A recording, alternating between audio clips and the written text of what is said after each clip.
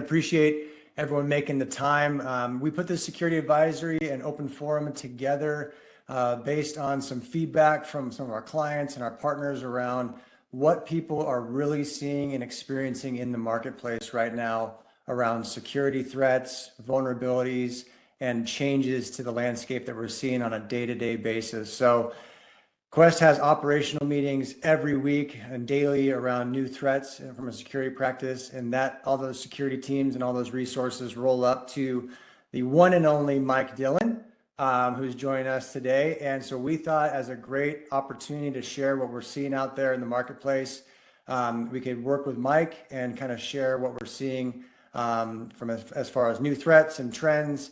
And again, if you have any questions or any comments or any feedback, we definitely want those. This is our first of many webinars to come around security briefings. So open forum, please send in any questions. If we don't get to them during the 30 minutes we have together today, we will absolutely follow up with you. But if we want to go ahead and, Justin, you want to go ahead and advance that slide real quick, again, to introduce Mike Dillon and some of our topics here.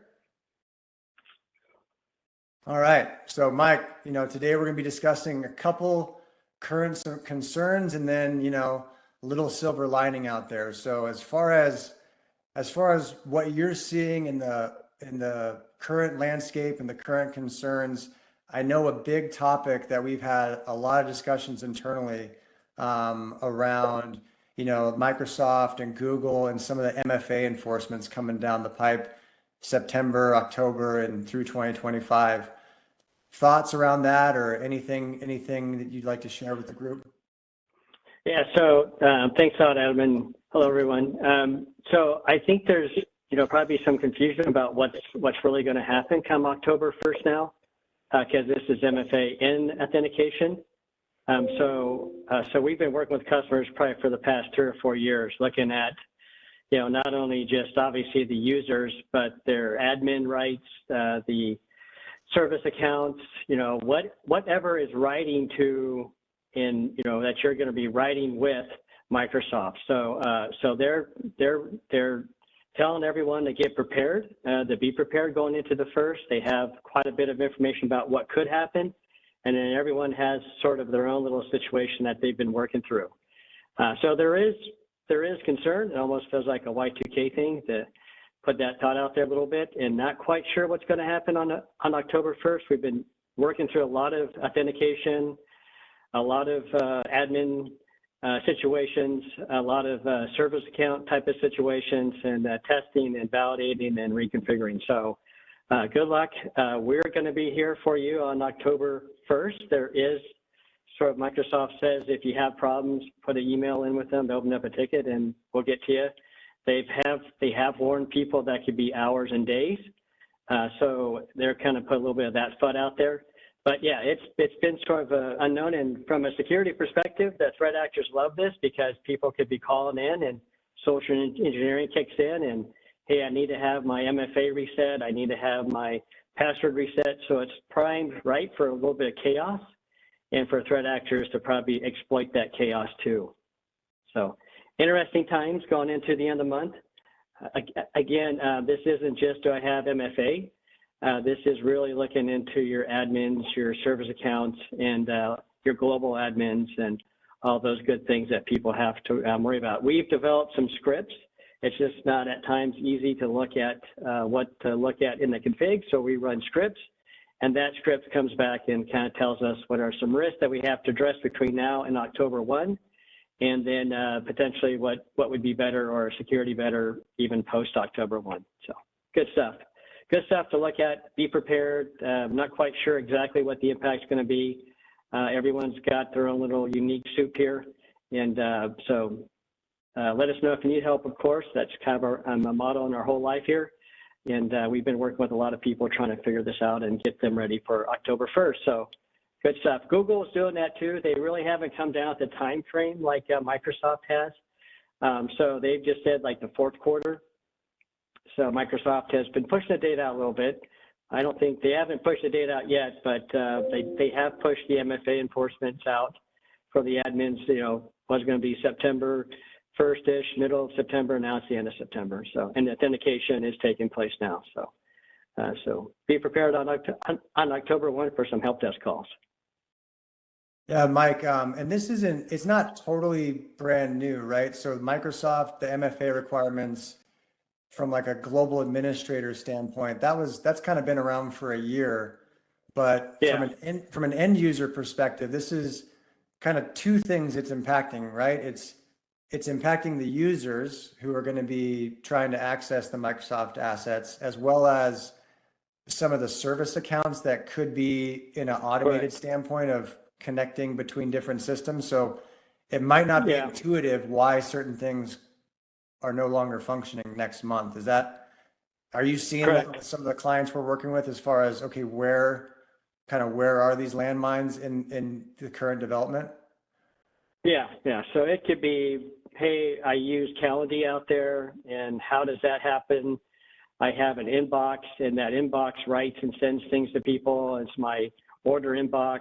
I mean, it could be those type of things that kind of happen here. And you know, people may not see that all the time as they're going through this. So that's why I tell people to be prepared for October 1st. Plus, it's the authentication change. So Microsoft's been pushing this they technically call this like phase 2. So they've kind of went through phase 1 earlier, and then as they kind of go into the MFA, it's the authentication. So a lot of people maybe are on classic, they have to get to modern authentication.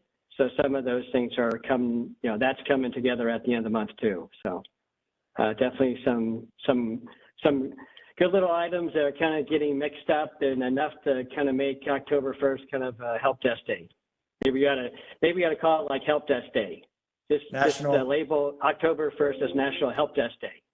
National. Well, it might be in 2026 and beyond. It might be able to nominate it, get a little congressional nomination for National Help Desk Day. It'll be great to see it. Maybe some of the lawmakers will get impacted as far as their ability to access email, and we can get that across the docket. Exactly. Yeah.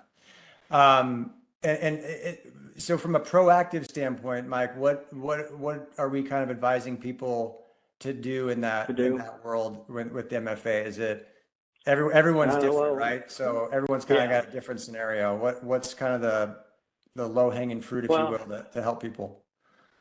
Make sure, so whoever's on the call, they have global access, global admin access to your Microsoft tenant. Make sure that is set up properly.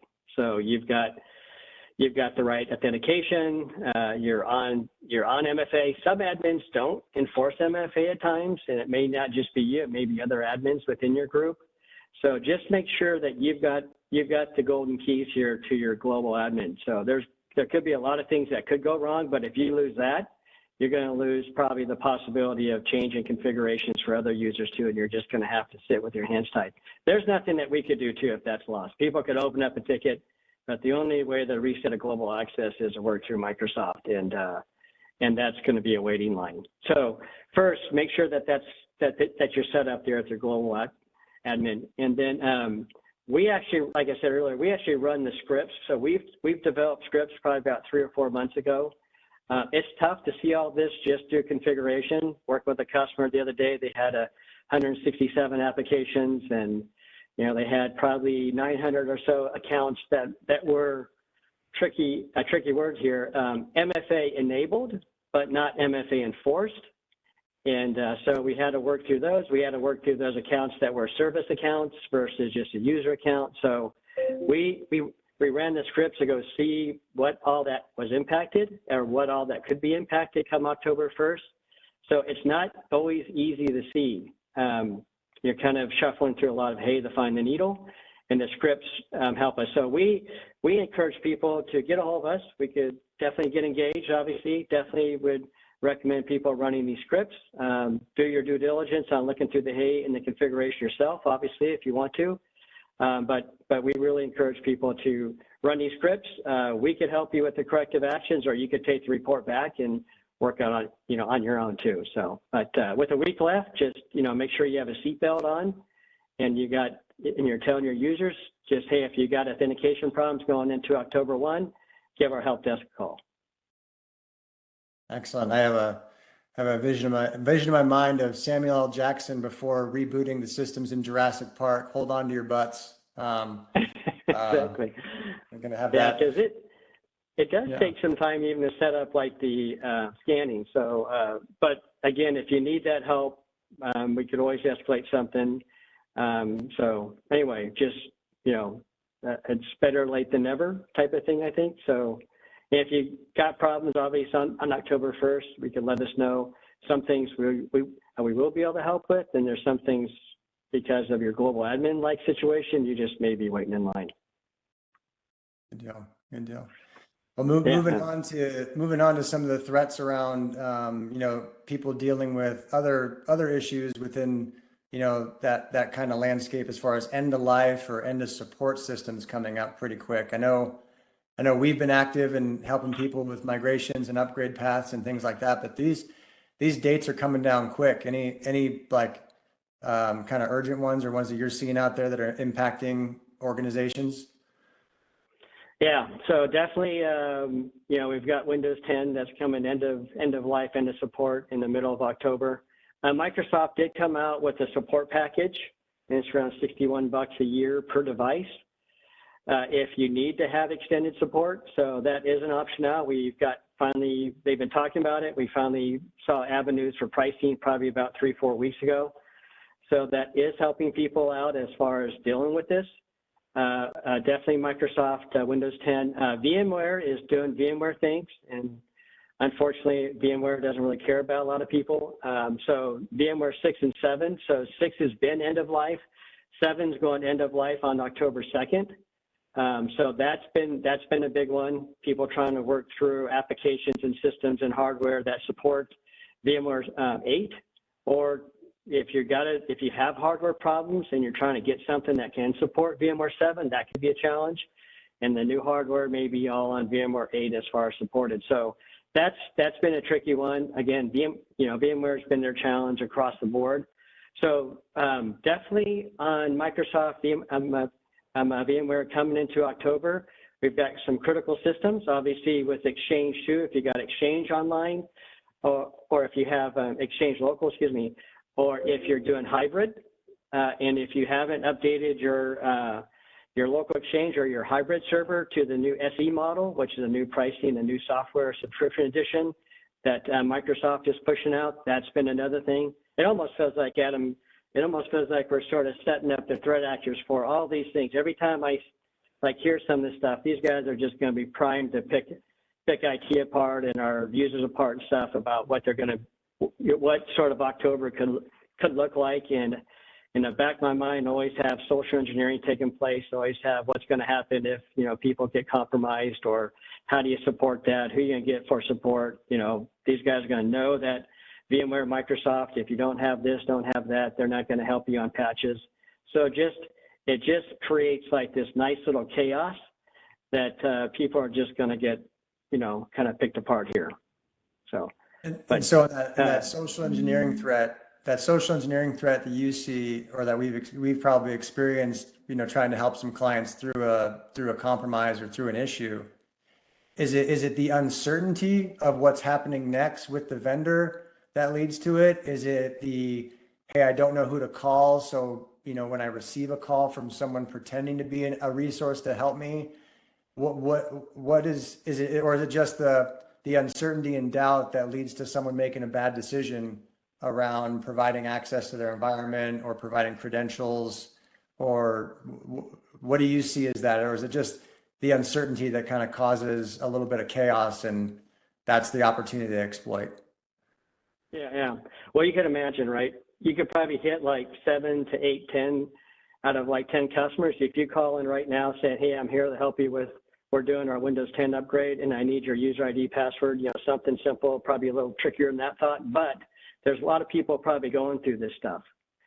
So from that perspective, they just know people are going through a lot of these activities, even the one on top there with the MFA, right? There's just, people are probably going to be working through this stuff. So let's open up the border and let everyone through. That you don't know who the bad guys are and you don't know who the good guys are. So I just feel like they're sort of opening that whole thought up here for help desk to sort of, or for users and for the help desk people to be tricked. I mean, they're just gonna, I just feel like there's this FUD that they could take advantage of. And we know that people are out doing these things probably. And how do people do that? How do they deal with this? Like, you know, simple thought, we constantly tell our people when people call in to ask for something, or don't ask for the number, but call them back off of a known number that you have. Don't have the end user or don't have the help desk just take some of these calls. That may be something that you may have to do on October 1 just to be prepared, because, you know, things could get weird. So there's that sort of a thing that people could think through and figure out how they could deal with their end users and potential social engineering people. Social engineering has got to be probably up there with like the #1 reason why people get access. And it's so easy. I mean, now with deep fake and your voices, right, they could take a voice of myself, you know, create something pretty easy, grab a list of 10,000 email addresses or 10,000 phone numbers and start calling people with my voicemail and pretend who I am. I mean, it's just so easy to do social engineering now, and we're going to be waiting for that, or we're going to be filling that as some of this comes into like October. So besides getting the technology stuff updated, it's the impact, and people know what's going on, of some confusion here. How do you deal with this as people call in for help or people are trying to social engineer you? So think of it as you go in this with your team. There's a high vulnerability. There's confusion that's taking place. There's these things that end users may be a little confused about how to do MFA. So people may be calling up going, hey, can you change my MFA number, right? Because I'm going through this problem. It seems like it could be a good question, but you have no way to authenticate that person's calling up is even changing their cell phone number to the threat actor cell phone number. And then they got you, because the next one's going to be a password, and that's going to be easy. So when you kind of go to this, going into October 1st, have some of those thoughts, communicate with your user pool about, hey, here's what we're doing going into October 1st. If you have authentication issues, please be prepared for this. Our help desk is going to call you back on a cell phone number that we know you're at, and just do a little bit of, you know, proactive cautiousness going into October 1st would probably be a very good suggestion. Yeah, a couple extra steps there can save a lot of pain down the road. Oh yeah, it just takes one out of, you know, if your help desk is getting 50 phone calls a day, it just takes one threat actor in those 50, and your day and your next 3 weeks are probably going to change a little bit. If you were in executive leadership, Mike, at a firm, and you asked folks, hey, are we ready for this, or how are we doing? And they maybe, and this is a loaded question, and maybe they were a little cavalier with, yeah, no problem, upgrades are in place, we're good, 100% secure. As a leader, if you were in leadership role, maybe without a technical background, how would you perceive that if your team basically said, yep, got it, no problem? Like, is this a time right now when everyone should be a little bit edgy and a little bit concerned, or are there firms out there that have this dialed? Or as a leader, how would you interpret, you know, your system administration or your systems team saying, no problem, no sweat, we're good to go? Yeah, well, I definitely do some trust and verify here. And for the organization too, obviously for cyber and for IT leadership too, right? They should be thinking that too. If you're just listening to me, you probably need to verify, because I'd want to be verified too, because there's more than one set of glasses that could be looking at this thing a little bit differently. Each set could have a little bit different view to it. So just trust and verify. You know, obviously us as a third party, we could be the verification. And then if we're running your IT, you know, maybe you've got somebody else that's trusting and verifying against or with our thoughts too. But collaboration, trust and verify, keep your eyes wide open. Don't underestimate. People may think, well, they're not going to hack me, they're not going to come after me. Don't think that. They don't really, they just want to find a car with the door unlocked. At times, it doesn't mean that they're just chasing for Mercedes. It could just be any car.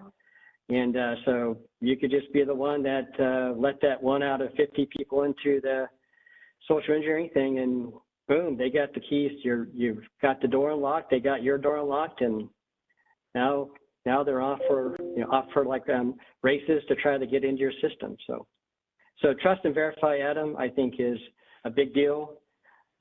Collaborate with your partners if you have existing partners out there. Talk about the risks. You can't fix everything in the world, but talk about the risks and communicate to your end users. Communicate with your end users.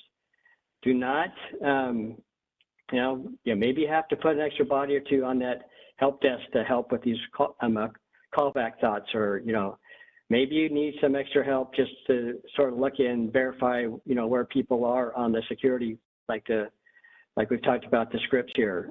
Again, not everything can be fixed probably between now and October 1st, but how can you be prepared? And then, how do you just move forward? I was listening to a podcast today. It was kind of interesting. Kind of says, how do we make cybersecurity great again, right? Versus just sort of a 4-letter word, and it costs a lot of money, and, shut up, sit in the corner until I get hacked. So, people may be feeling that too. So, but I would definitely being people to verify whatever you think that you got it nailed down at that point in time, you probably have been hacked. Gotcha. And then that's probably kind of moving nicely into our third concern there around conditional access. What are your thoughts on conditional access, Mike? Is that kind of a hybrid cloud thought, a multi-user, multi-remote user access kind of thought? What are your thoughts and concerns around conditional access right now? Yeah, probably it's obviously one of the, access, perimeter at time 2 layers here on how you can, look at things. What we do see is that the conditional access are not the same all time. And you may have MFA, but it's not enforced for everybody. And threat actors are going to know that. It's probably your executive team or something that don't like some of these things, your VP of sales or something that's fussing about something, and people are going to find those holes. I feel attacked. It wouldn't be you. It wouldn't be you. Yeah, but it's probably somebody. It's probably somebody that doesn't like something, and they're probably a high-profile person, right? They're probably easily. Everyone knows them. They want to get something done fast when they call in. You name it, right? They kind of lay out that expectation, and the threat actors will find you. In like hospitals, a lot of times, a lot of patient zero stuff comes from the doctors. It's their laptops. They didn't want to be bothered. They don't want to have to worry about MFA. They don't want to have to worry about messing with their system. They kind of rule the roost too. So just that's sort of the trend. And what we'll see conditional access is sort of, one simple one is, who could log in from the internet? Can they log in from anywhere in the world? Do they have to have MFA? Do they have to have any other conditions, security postures when people are logging on? Does a PC laptop device have to be associated with somebody's domain? Those are things that get compromised, and it makes it easier for people to get access into your systems. Access brokerage, which is half of the ransomware threat actor's business, is there's businesses out there just to get access into your systems. They'll have other partners that'll do the actual ransomware as a service, but just to get that access, there's a whole business line trying to get into your systems. Gotcha. Very good. Well, I know we kind of talked around, some of the concerns we're seeing, but as far as, some positive trends in the security space and the landscape and what we're seeing out there from our clients, little silver lining, little Excelsior action here. What are you seeing in the forensics and the logging environments that we're engaged in that is a positive trend? Well, I am seeing people understand logs more, and that's what we put up here, right? So I am seeing people asking for SIM or log capturing. That is coming up on even your cyber insurance world. Maybe you have been compromised. Maybe you've got a third-party auditor. Maybe you're just doing the right thing to do within logs. I am seeing people capture logs more. So this is really important to not only capture them, so that's the first thing I do, because that's good for forensic stuff, but also bring it into something like a SIM that'll help you do, like alerts on suspicious traffic or activity taking place. You could get into that. But the biggest thing, when we go into a lot of instant response cases with people that we don't even know calling in, we'll start probably within 60 minutes, hey, do you have logs?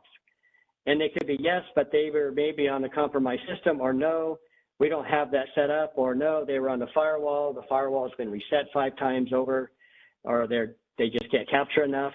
So I am seeing this to be more positive with people. It doesn't cost a lot, but it does take a little bit of effort to make sure it's running.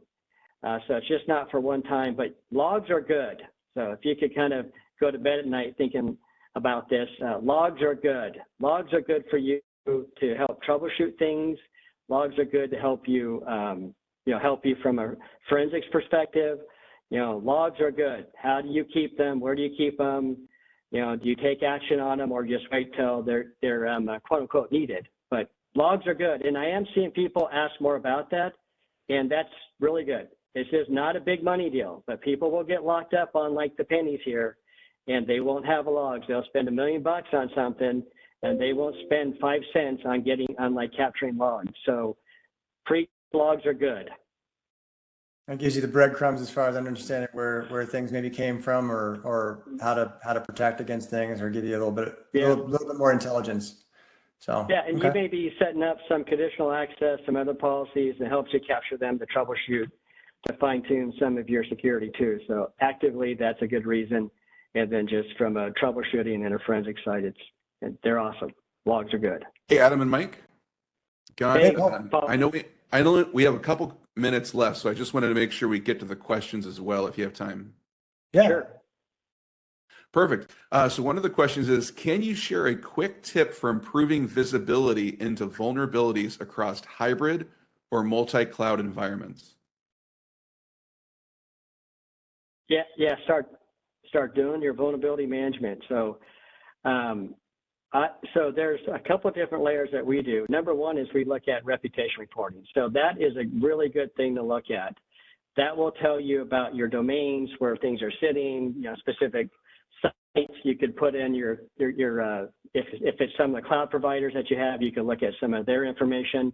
So looking at reputation is a big deal. And then when you move to Azure, Google, our cloud, whatever it is, there are cloud vulnerability tools that you can see, because you move to cloud and all of a sudden you have a port open. How do you see that, right? People are going to do that. So looking at that's going to be a big deal too for the cloud vulnerability. A lot of people have been doing traditionally scanning of the IP address range or internal, external scans, but there's a cloud vulnerability. And by the way, both these, they need to be real time.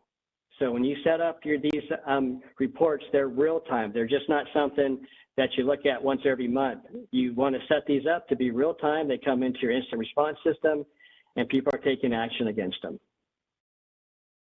Great. And finally, somebody was wondering, is there a way for AI to automate Is there any way to AI automate MFA via on-device ID management, aka Face ID or other bio ID that is located on the device? I'm not sure. Is that to hack it? Like, what would the hackers do? Because hackers do all that stuff with the face. So I'm not sure if that's a question, or if it's so. What I would recommend, because facial is definitely been hacked, right? That stuff is definitely a risk, and you got hello and some of that stuff. So people have been going to things like more of your FIDO, like your UB keys, something that you physically have at times. But you have to watch out for facial and how you set that up. I mean, AI for the next year, if somebody says, what am I worried about for next year? It's AI. AI is going to be great for business, and it's great for the threat actor business. I think I was reading a report this morning. It's like a $10 trillion business now. That's like below the United States and like China on their like GDP. And so AI just made this easier, for lack of better terms. Even the idea that you could have AI do your jailbreaks, and you could fake AI. A lot of people say, well, AI is going to not do the malicious things. Well, they're jailbreaks. And there are those things that people have set up on how to do this. So AI is a big deal. And I would really look at your authentication process. And if you're doing facial, think about AI. If you're doing passwordless, what are you going to do? So not an easy answer, by the way. And then how do you do it for all of your systems, like your question earlier, Dave, with your SaaS applications? What's really supported and what's not, and how do you set up your whole authentication process, your identity management? So not an easy one, but again, keep your eyes wide open, test and validate, and you got to know your risk on all this stuff is. But we've been doing a lot of customers going through passwordless with YubiKey and FIDO type of services too.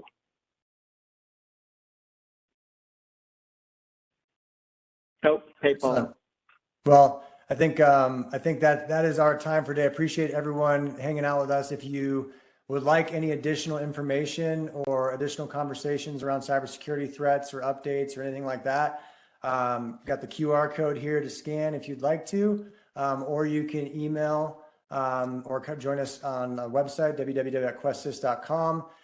We also have right down there in the bottom right of your screen, in the event of an emergency, ir@questsys.com, the letters ir@questsys.com. We can help you with emergency support. So I want to thank everyone for joining today. And Mr. Dillon, thank you very much. Mike, for hopping on and kind of going through those insights, concerns, and kind of the promising things we got going on as well. So thanks, everyone. Good. Thanks, guys. Take care.